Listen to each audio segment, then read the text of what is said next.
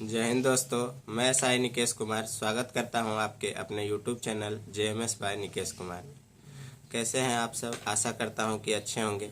और आज का जो विशेष टॉपिक है आप लोगों के लिए वो थोड़ा कुछ हट के है, क्योंकि बहुत से ऐसे लोग हैं जिनका कमेंट आ रहा था कि सर मैं इंग्लिश मीडियम से हूं और जो इंग्लिश मीडियम से है तो फिर हम दरोगा की तैयारी कैसे करें। तो देखिए, और वो खोज रहे थे कि इंग्लिश में क्या कोई कोचिंग नहीं है, यूट्यूब नहीं है या फिर बुक नहीं है जिससे कि हम दरोगा की तैयारी कर सकते हैं। तो बुक तो सबसे पहली बात आपको पता होगा कि इंग्लिश और हिंदी दोनों में आता है बुक। वो आप पे डिपेंड करता है कि आप कौन सा वर्जन लेते हैं। ठीक है, तो अगर हम बात करें यूट्यूब पे कुछ कुछ का आपको बता देते हैं तो आप भी तैयारी कर सकते हैं दरोगा का, क्योंकि आप जानते होंगे कि किसी भी एग्ज़ाम का क्वेश्चन इंग्लिश में तो ज़रूर आता है। तो यहाँ भी दरोगा में भी इंग्लिश में आता है क्वेश्चन, और आप लोग के लिए काफ़ी अच्छा होगा। और थोड़ा बहुत हिंदी तो पढ़ना पड़ेगा आपको पास करने के लिए, क्योंकि हिंदी का भी एक पेपर होता है, आपको पता होना चाहिए मेंस में। ठीक है, और बात करते हैं कि अभी आप तैयारी किस प्रकार से कर सकते हैं इंग्लिश के लिए, मतलब इंग्लिश मीडियम से दरोगा की तैयारी किस प्रकार से करेंगे।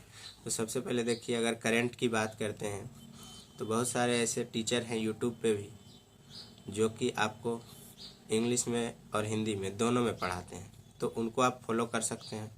उसके बाद इंग्लिश का भी करंट अफेयर्स आता है, उससे आप देख सकते हैं। तो करंट यहाँ से हो गया। प्लस फिर आप अगर हिस्ट्री, ज्योग्राफी, पॉलिटी ये सब का बात करें तो हम खुद इंग्लिश में ही तैयार किए थे वाईफाई से, जो कि आपका सर जो हैं यूपीएससी के लिए जो भी पढ़ाते हैं, वाईफाई पे बहुत सारा क्लास पढ़ा हुआ है जो कि इंग्लिश और हिंदी दोनों में पढ़ाते हैं। कुछ कुछ ऐसे हैं जो सिर्फ इंग्लिश में पढ़ाते हैं, तो आप जिसमें कंफर्ट फील करते हैं उसमें आप पढ़ सकते हैं। ये नहीं कि मतलब हिंदी मीडियम वाला ही दरोगा की तैयारी कर सकता है, ऐसा कुछ नहीं है। ठीक है, सबसे पहले ये मन से डाउट निकाल के फेंक दीजिए। ऐसे ऐसे टीचर है, जैसे आपका वाईफाई में एक से एक टीचर, जैसे आपको ज्योग्राफी सुमित राठी सर पढ़ाते हैं, इंग्लिश में भी पढ़ाते हैं, मतलब इंग्लिश में पढ़ाते ही है। ठीक है, हम उनसे पढ़े हैं। पॉलिटी हो गया, फिर आपका हिस्ट्री हो गया परवीन सर का, वो सब सारे टीचर जो हैं इंग्लिश में भी पढ़ाते हैं।